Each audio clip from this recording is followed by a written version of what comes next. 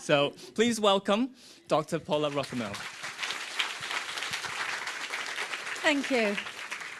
Thank you. I have to say, when I first read this article, I was married. I didn't have children. And I was still at the stage where I wasn't planning to have any children. I was just shocked to read this article, think, yes, if I had children, I wouldn't ask anybody.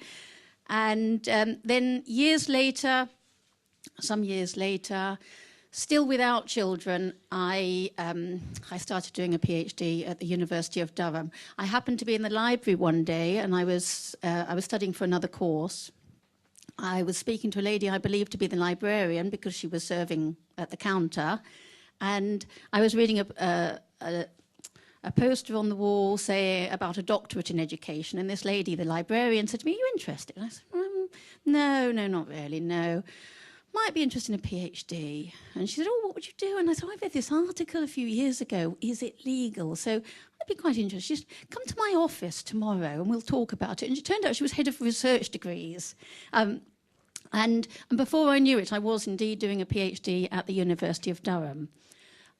So I'm going to talk today. I have a helper at the front. If you'd just like to come and take a bow. I hope my helper is going to help me.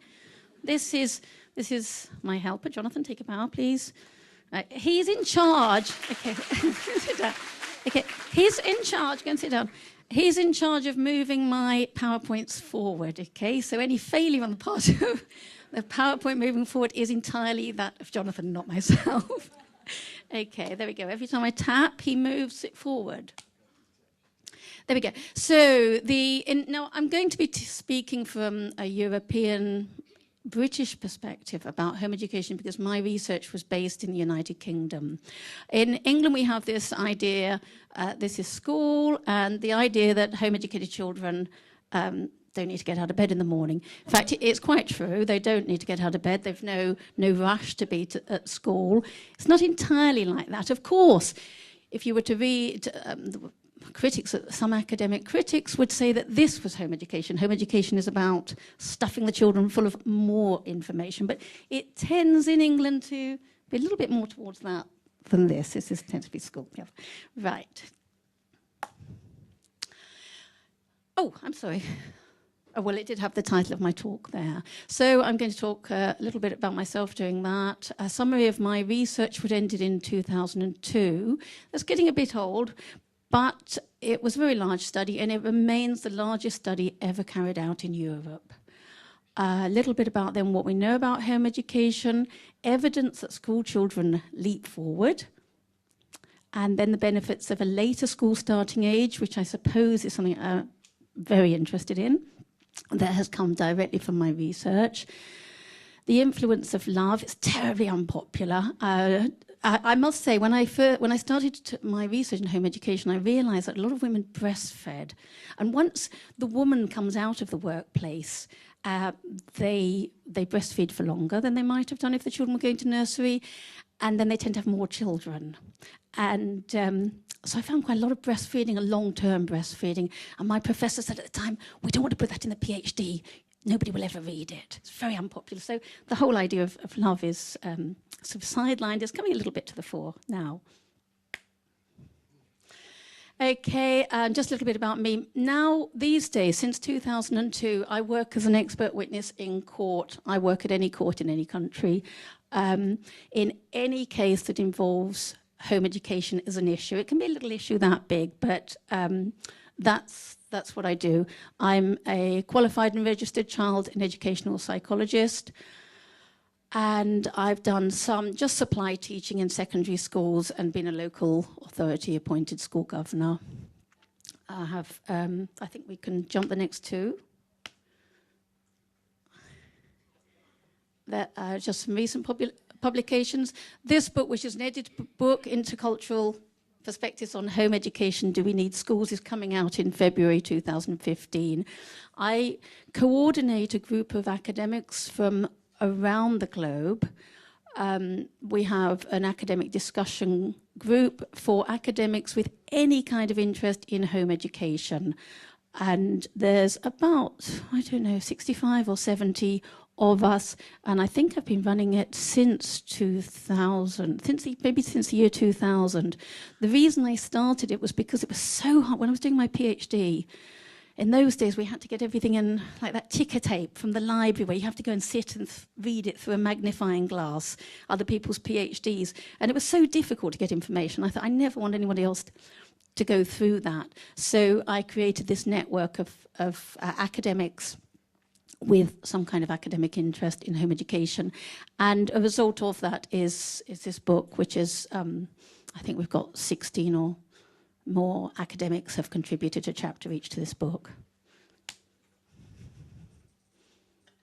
So, talk about my PhD work.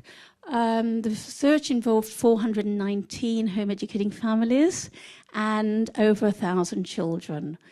I stopped at 419 because the University of Durham were very kindly putting my data onto a database. And I was, as the questionnaires came in to me, I was sending them to the university. And I sent off the 419th, planning to send off more. But I suddenly realized that I was going to get data overload and I had to draw a line. And it just so happened I drew it at 419. I did receive over 1,000 responses to my survey. The survey was, well, I'll talk about that in a moment. So these are a very interesting group, an understudied group, because it's one way to understand more, not just about home education, but about school. Most school research doesn't look at a control group. Now, when you're doing scientific research, why would you not use a control group? Well, when you're doing school evaluation of schools, that's when you don't need a control group that aren't going to school. So when schools are evaluated to say that schools are good for children, they usually evaluated one school against another school. Nobody's yet thought of comparing the school children with not school children, not in Europe. So I don't claim to say my research is perfect or that it's without failings. It has provided a window. That's all I say, it's a window. It's not perfect because you can't just go into a school and test children when you're talking about a home education population. It's quite hard to access these families to begin with. So I just did the best that was possible at the time. So I sent out a survey. I sent it out through local authorities, through home education organizations. It was put on the internet, the beginnings of the internet. And I sent out I can't claim to really know my return rate because I don't know how many were sent out. Probably, I don't know, about maybe 5,000 hard copies, but then people were spreading it on the internet too. Initially I'd started on just having a survey. This was just going to be a qualitative piece of research. Now, it's interesting because my work's often criticised, saying, but the only people that volunteered are people that didn't mind you testing their children. But this is also the reason why it would be hard to replicate, because when I began the work, I had no intention of ever testing any children. It was a qualitative survey. But one day at Durham, I was speaking to a professor, and he said, we're testing some new national tests for the government. Would you like to send them out to your children? And I thought, well, that's a good idea, but I hadn't thought of a testing program. So I quickly put together some letters to send out, could I come and visit and test your children? In fact, of all the families that I wrote to, which is the family with children in the right age groups, only one family refused, and that's a family I now know quite well. And they have actually quite brilliant children, but they just didn't want to be a part of any research. So I did baseline testing. I personally tested these children at the beginning and the end of what would have been their reception year at school. And the other tests were sent to the parents with instructions. Now, we know from research that parents, obviously, some people have said to me, I bet those parents held the pen for the children. But research shows that parents tend not to lie. When they're given the responsibility of just invigilating, they're quite scrupulous. But I'm open to criticism. Maybe it was a bad idea, but it was the best I could do at the time. I also tested the children with some psychological assessments. Professor Sir Michael Rutt is a very well-known academic, I think, throughout the world, and I use something called the Goodman scale, and I also use CABS, which has been used in the US in research to compare the social and psychological behaviour of home-educated children contrasted with school children. And then I went to 100 homes and interviewed families. So because I'd not planned to test the children, I really hadn't had any idea of how the children were going to do. But they did rather well. On the baseline assessment, just 5% of children nationally score over 75%. With my children, I say mine because I think of them as mine, 64% scored over 75%. And these are the children, remember, that are getting up late in the morning, on the whole. The literacy assessment's more or less the same kind of very high scores, and the maths assessments. If I look at a bell curve, if we show you the bell curve, you'll see, we hope, there we go. So this is 68% of children, sorry, should be in this category. But if we look, my children tend to be over here. Right? Now, this is a result of not going to school. Okay? And the result of going to school would perhaps put you there. Also, the result, you might say, of staying in bed later, which gives you, of course, plenty of time to read.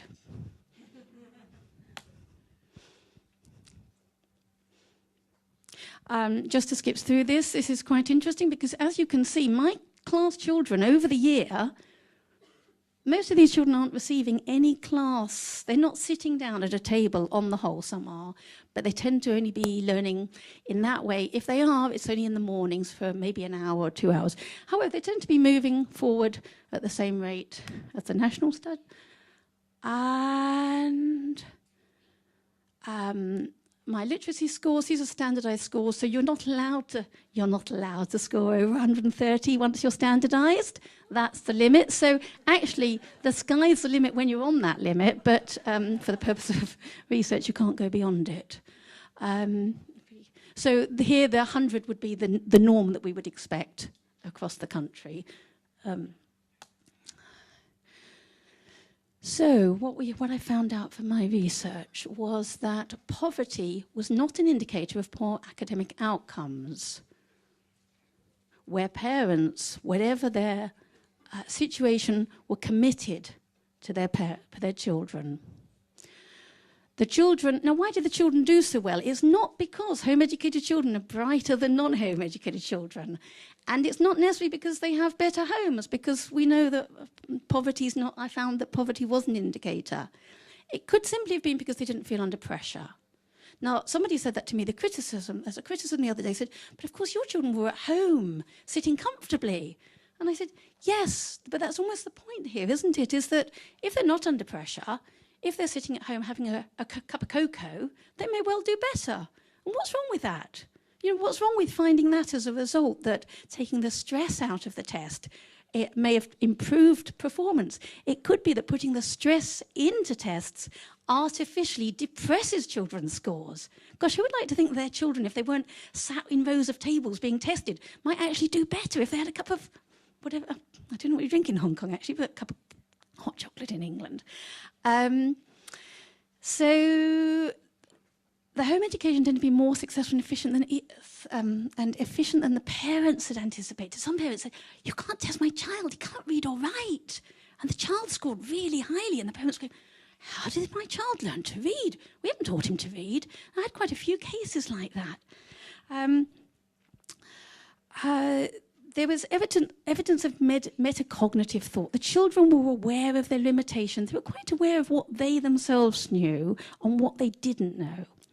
The learning in the families was negotiated and differentiated for each child. Now, something that, a characteristic, as I've said, of home education is that quite often families have a child. They may have children in school, but once they decide to home educate, they may have the child, and because the woman's not going to be in the workplace, she feeds the baby she may choose to feed the baby longer. And as I say, the progression is that a family that may have decided to have 2 children will end up having 4 or 5.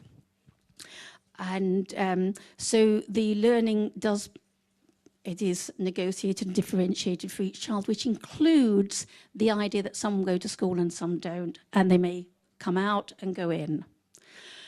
So this is interesting. If school doesn't make a difference over and above in this developmental period, then so it doesn't matter up to 11. Isn't that astonishing? It may not have, because I don't know, does it matter or not? But it seems possible that up to 11, schooling doesn't really matter. So if you think, it doesn't matter whether my child goes to school or not, then what the parents got to think about is the quality of the experience, rather than what the school's particularly going to teach the child. It's the quality that they want for the child. They can you can take a step back and think about which school's going to make my child happier if you're sending the child to school. I think my clicker's going to sleep. I'm so boring.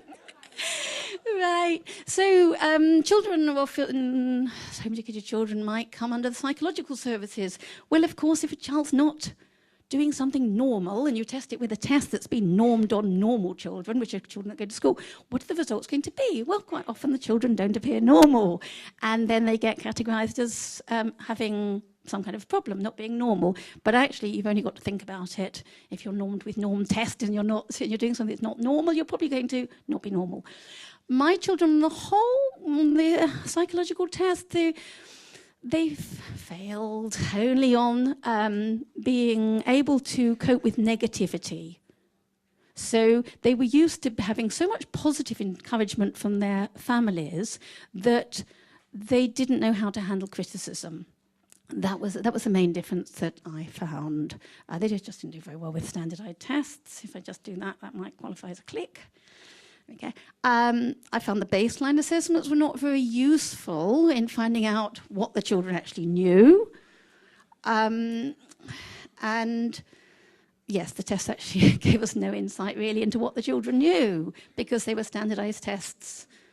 Are there any standardized children to receive the standardized test? Probably not. But the learning is best described as multi-directional and multi-layered as a model which just isn't provided for by standard tests. Click.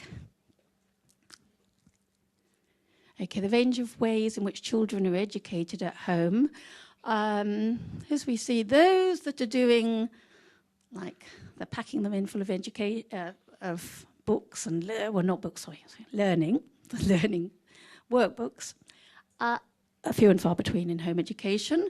The child-centered, which is where the education is designed around the child, might not be designed at all. It might just take it as it comes every day.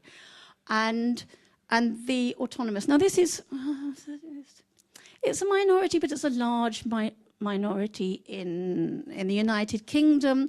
Autonomous, it means you leave the children to do what they like, but it means that whenever the child comes to you wanting to do something, you make it possible. You lead them to resources. You don't tell them how to particularly find something at the computer in the library, but you would take the child to the library, or you might open up the computer for the child and give them some hints. So this is autonomous. Some people think autonomous is just like you leave them and they watch the television endlessly. In fact, some families do, but children only watch so much television. Once you tell the child they can watch television 24 hours a day, after a week they're bored of it, and actually they might turn off the television and never look at it again. Even that is interesting. What I found is that in the test results, the academic outcomes for my children, my cohort, between these two groups are actually, there's no real difference whether the child is freer to do as they like or does some academic work in the morning. Doesn't make much difference. Click. So I found these kind of results. I found change over time. Parents often started with an idea. They had a fixed idea of what they were going to be doing with the child. And this tends to change over time. So the school inspectors, when they come, they might say, we want to see your projection for the next year. Well, most home educators would fail that test, and because it's a very fluid kind of education. It works around the child. So if the child decides after 6 months it really, really wants to go to school, some children do, that parent will allow, I need to keep my pen, will allow that to happen.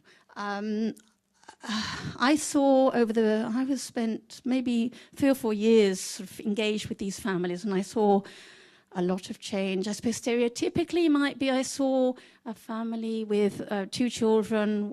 They were taken out of school. They lived in a terraced house in the middle of the city, and when I go back 2 years later, they've moved on to an organic farm. They're having more children, and their lifestyle's completely changed. Home education is unusual. It's very different from school in that home education becomes a lifestyle. It starts off quite often an educational decision, but it becomes a lifestyle. Types of home educators, very interesting. Home educators tend not to like each other.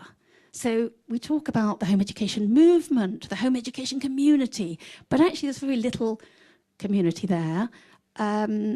If you think about it, if you grow up in a village, your childhood friendships will be with children from the village. That's who your child will have more in common. So home educators are very good at getting together for social events, getting reductions into museums because they're in groups. But on the whole, the children quite often will tend to stick their friendship groups with the children they grew up with. The time spent on home education, a lot of parents just can't cope with the time. It doesn't mean that one parent's not going to work, but it does mean that the equivalent of one parent is not going to work.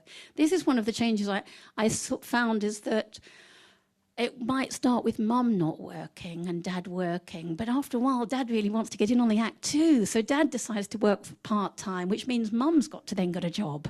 And so it's fairly common in home educating families to have mum and dad working part-time. They tend to go for less pressure jobs. So you may well get a parent with a PhD stacking shelves, because stacking the shelves allows them to work less hours in their part-time job.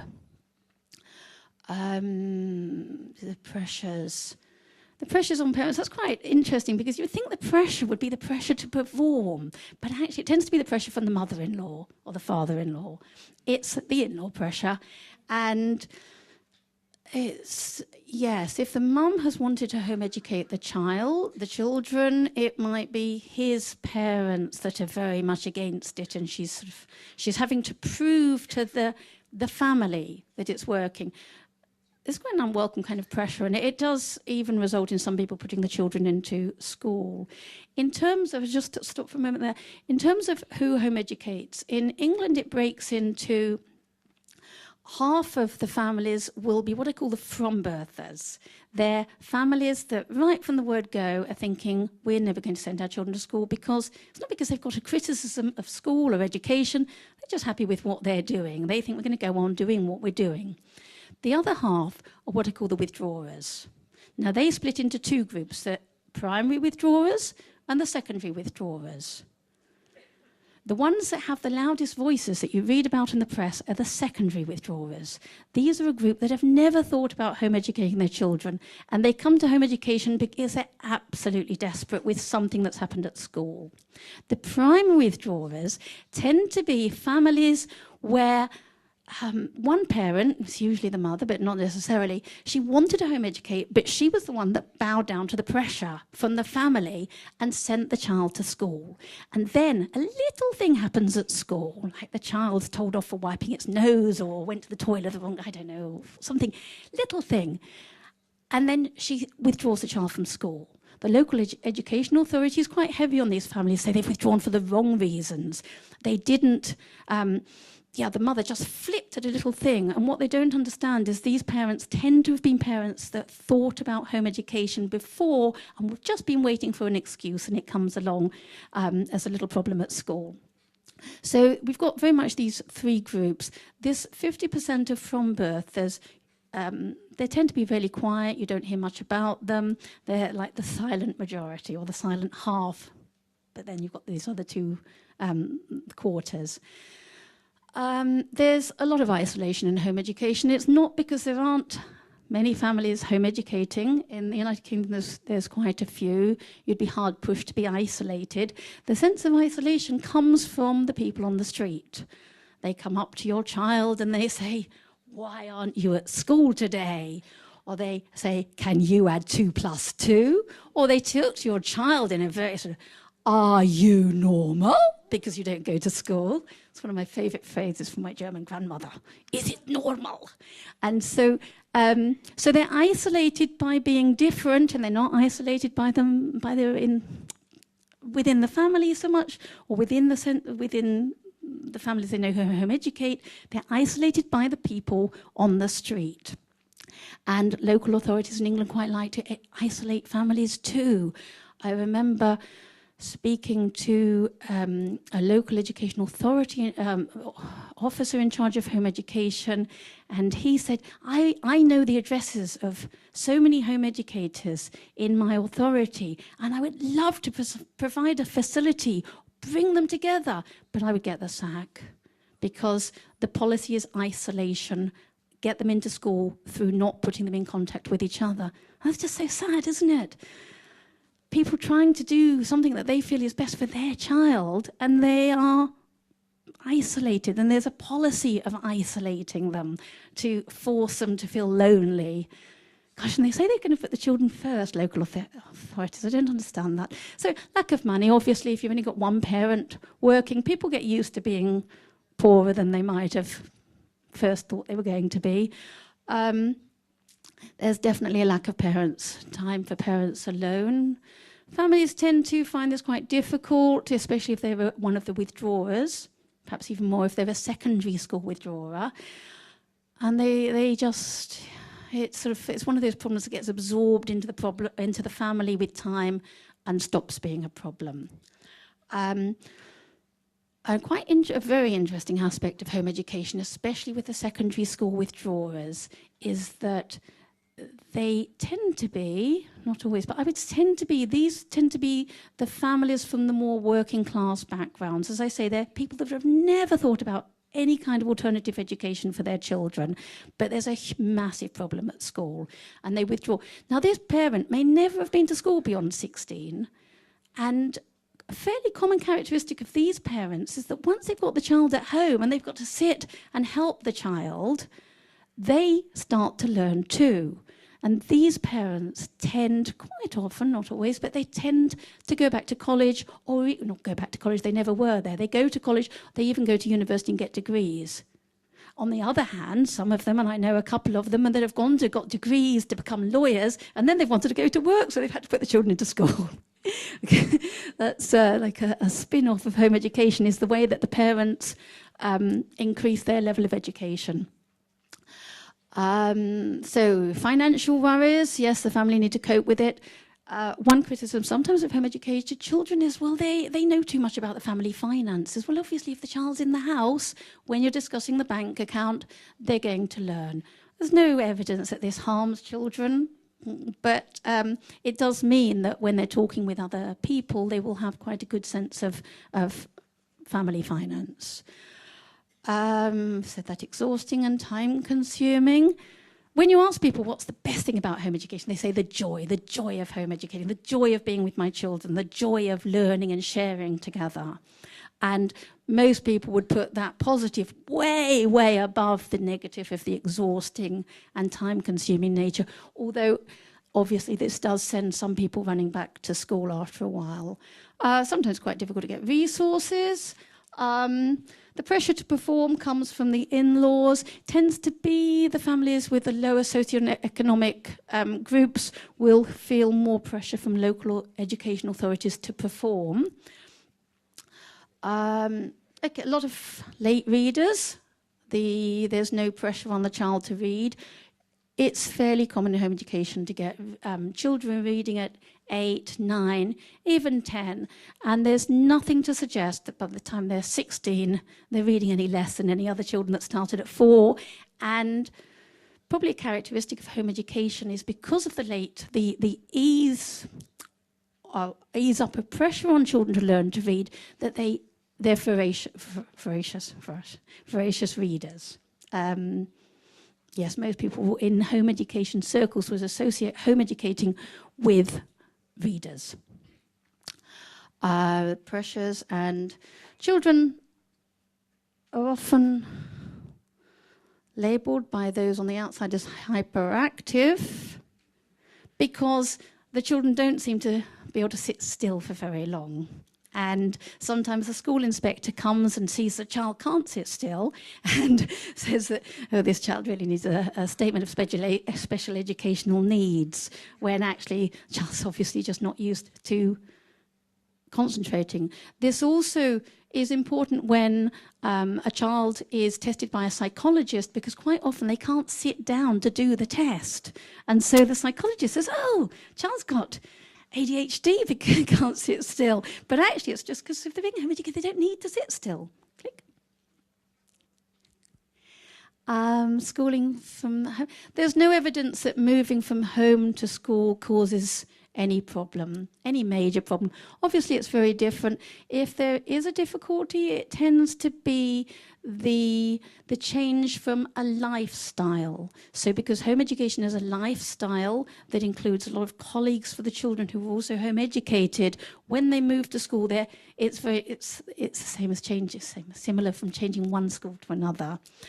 Formal qualifications, this can be costly. Then parents do quite often need to pay for the qualifications. That's a downside. The upside is that if the child takes a qualification aimed at a 14-year-old at 18, who cares? Doesn't matter.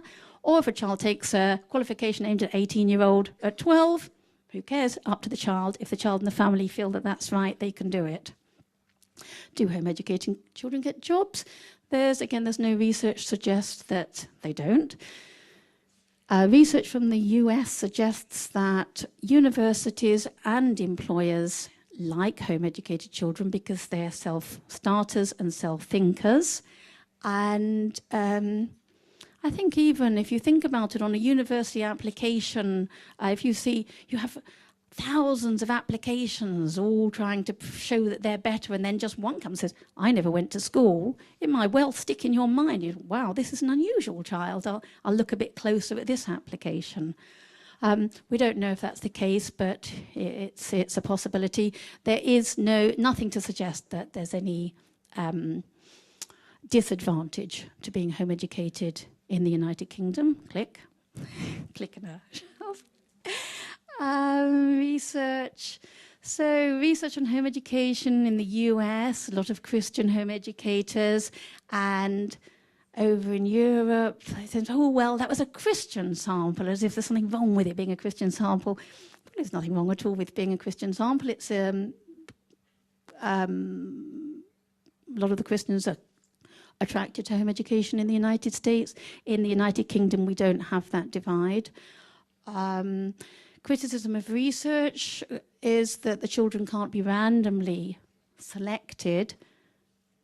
I'm not sure about this, because if you go into a school, the parents have said yes, haven't they, to participation in tests and being part of research. Because the moment you let your child go into school, you're saying yes. So to say that the home-educated children are not saying, their families are not saying yes, or sorry, they're saying yes in a different way, I'm not sure that's a fair criticism. But we can't randomly select in the same way as you could if you were using a massive school population to pick out a few. It's a fair criticism. There's nothing we can do about it. In the United Kingdom, we don't know how many people are being home educated. There's no need to register. There's no program of testing. There's no program of inspection. If you never want to tell anybody that you're home educated in the United Kingdom, that's all right, especially if you're a from birther and you just never register your child at school.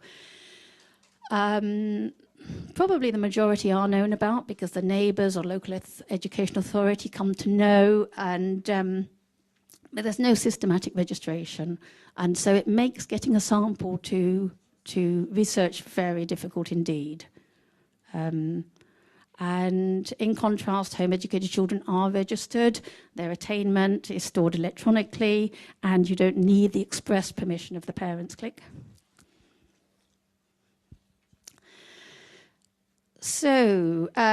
Yes, in 2009 we had something called the Bad Man Review. What a name, Bad Man. He was commissioned by the government to look into home education because a lady called Baroness Morgan thought they were probably hiding something. It was probably an excuse for child slavery and forced marriage. And in fact, Mr. Bandman said statistically it might be possible. But then, 2010, the following year, Parliament, a select committee from Parliament said, but if we don't know how many children are being home educated, how do we know that they're more at risk? And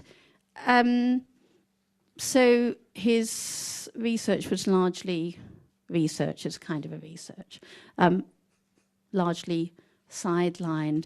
I was invited to go and talk to him, and his first question to me was, are mothers who home educate mentally ill? So with that starting position for his idea of independence, I think we were on a bad footing from the beginning there. Click. Oh, I've got 10 minutes to go, I can see. Right. Okay, this is really interesting. Okay. Statistics show that children make a huge leap forward in the first year at school. First year at school, the most important year they're going to do.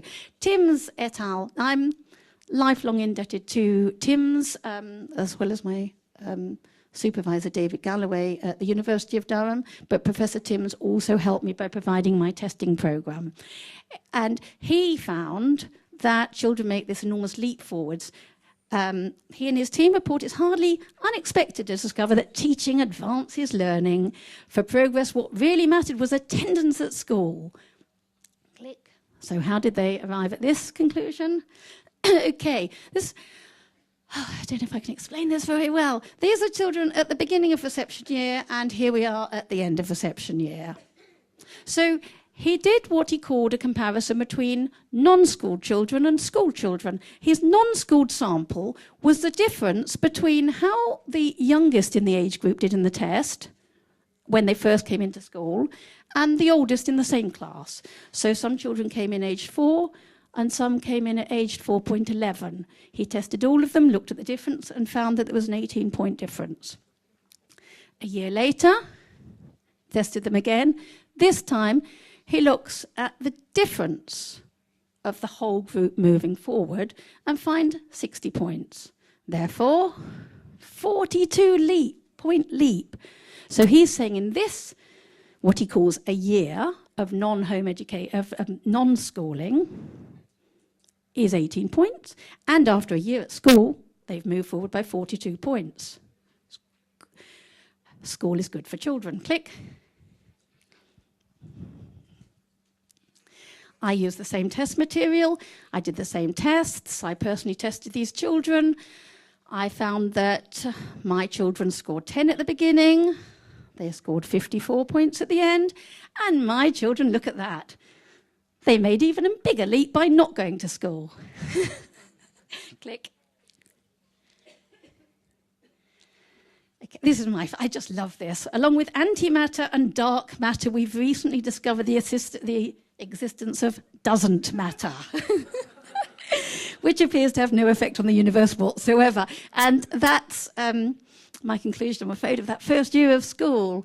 It's quite possible that simply children between 4 and 6 just make a leap. Doesn't matter what you do with them, they're going to, cognitively, they're making that leap anyway. Click. This is what we often forget. Children are active in their own learning. Piaget, he's sort of not so popular in England these days, but I live in Switzerland and he's Swiss, so I'm on his team anyway. He taught us about the tremendous capacity for children for self-organization and learning from the inside out. Then Annette Karmeloff-Smith, still going strong in England, she described the way that children take on board information from the external world, reorganize it internally, and work it out for themselves. She calls it representational redescription.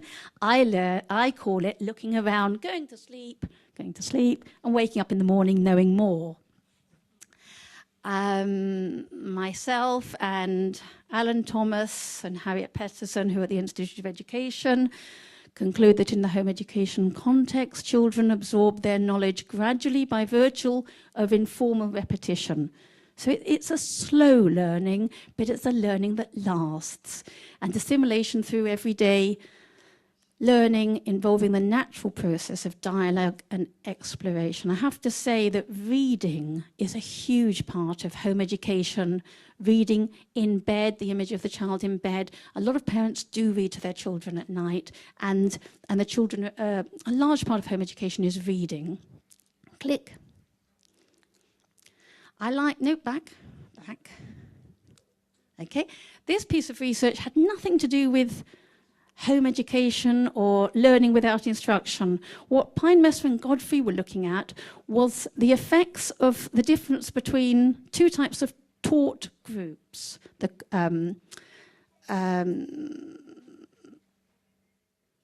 So two taught groups receiving different kind of instruction. The children had to learn about balancing. So one group were taught balancing with the teacher standing teaching them. The other group were guided to learn about balancing.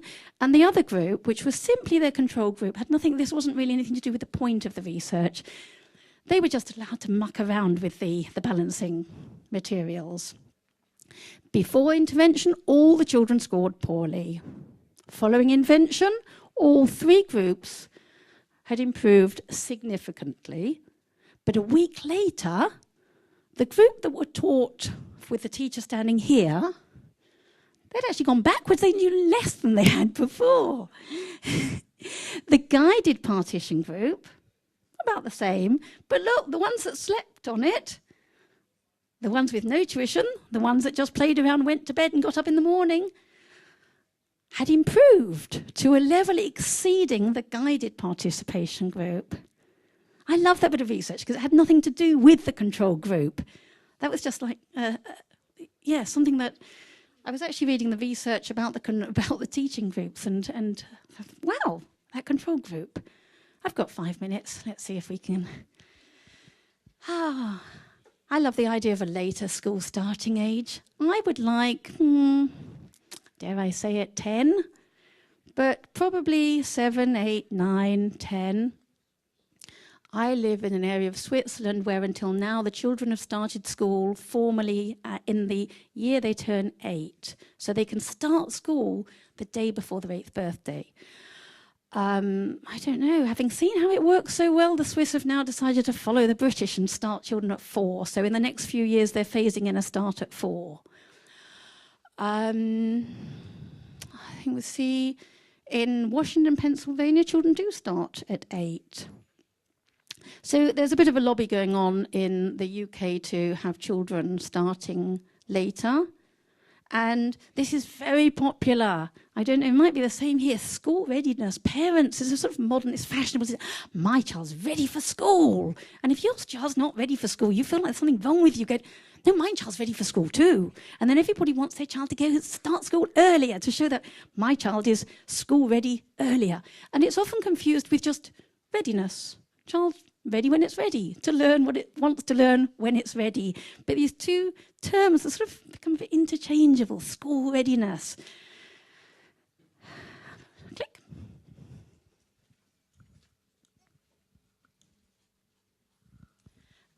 We've just had the Cambridge Review of Education in 2009, which argues for delaying the onset to formal schooling until 6. I think recently a large group of academics wrote a letter, I think in the Times, saying that schooling should start later, and the Minister for Education said they were like a bunch of crackpots. So yes, children starting at age 6 or 7 perform better on educational tests. And this seems borne out by the UNICEF report on children's happiness, which places the UK at the very bottom of world rankings. Could that be so? I made a mistake. No, it must be so, I wrote it. My research indicates that the early years